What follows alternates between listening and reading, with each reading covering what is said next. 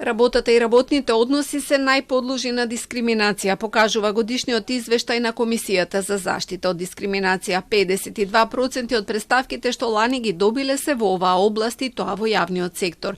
Во 22% од нив утврдена основа за дискриминација е етничката припадност. На второ место е политичкото уверување, каде процентот е зголемен од 11 на 18. Следи општествениот статус, образованието, полот, здравствената состојба, попреченоста и возраста. Од Комисијата покренале голем број на кампањи за препознавање на дискриминацијата, особено за младите, со цел да актуализираат прашања на кои треба да се обрне внимание, како и против субстандарното домување, затоа што превенцијата за нив е најважна, но голем проблем им е недостигот на кадар. Имавме одобрен план за вработување за 2025, но согласностите ни се вратија со негативен одговор, што во многу нешта ја спречува работата на Комисијата, особено во делот на превентивните активности.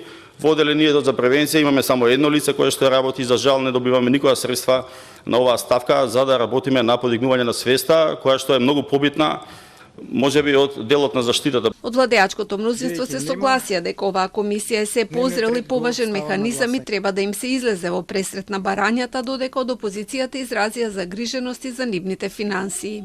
Секако треба да се слушне гласот ваш за потреба од ресурси и кадар за да се постигнат очекуваните резултати во иднина, затоа што, како што видов од извештајот, работите со екстремно намален капацитет, односно со 37% мислам капацитет на вработени. Од некаде 60 на милиони денари одобрени за 25-та, што се пресликува и во 26-та, се само околу 37 милиони, што е многу малку и сметам дека не се доволни за да можете да превземате поголем број на активности, а и во делот на зајакнувањето на човечките капацитети.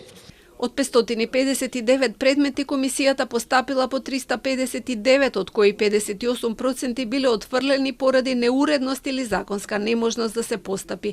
Во 37% од случаите е утврдена дискриминација.